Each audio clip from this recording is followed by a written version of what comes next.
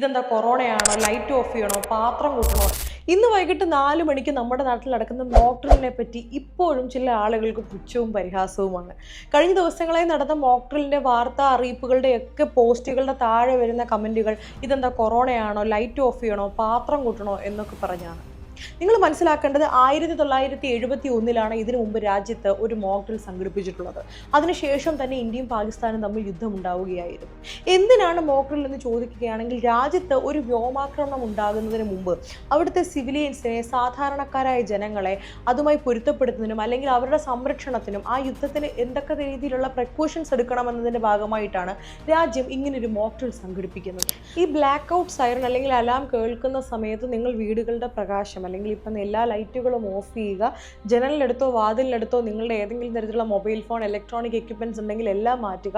ആരെങ്കിലും പൊതുസ്ഥലത്താണ് നിൽക്കുന്നുണ്ടെങ്കിൽ നിങ്ങൾ നിങ്ങളുടെ വീട്ടിലേക്ക് അല്ലെങ്കിൽ ഏതെങ്കിലും ഒരു ഷെൽട്ടറിലേക്ക് വരിക. ഇത് വീടുകളിൽ മാത്രമല്ല ഓഫീസുകളിലും ഇതേപോലെ തന്നെ നിങ്ങൾ ചെയ്യുക.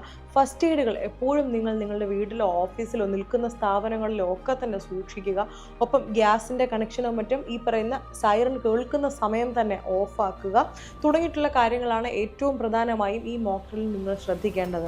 ഇന്നും പരിഹാസ കമന്റുകൾ ഇടുന്ന ആളുകളോട് പറയാനുള്ളത്, ഇത് ഒരു രാജ്യത്തിന്റെ തീരുമാനമാണ്. രാജ്യം ഒരു പ്രതിസന്ധിയെ നേരിടുന്ന സമയത്ത് യുദ്ധം പോലെയുള്ള ഇത്രയും സങ്കീർണമായ ഒരു സിറ്റുവേഷനിൽ രാജ്യമെടുക്കുന്ന തീരുമാനത്തിന്റെ ഒപ്പം കക്ഷി രാഷ്ട്രീയ ഭേദമന്യേ നിൽക്കേണ്ടത് ഈ രാജ്യത്തിലെ ഓരോ പൗരന്റെയും ഉത്തരവാദിത്തമാണ് എന്ന് മനസ്സിലാക്കി നിങ്ങളെല്ലാവരും ഈ മോക്ക് ഡ്രില്ലിൽ പങ്കുചേരുക.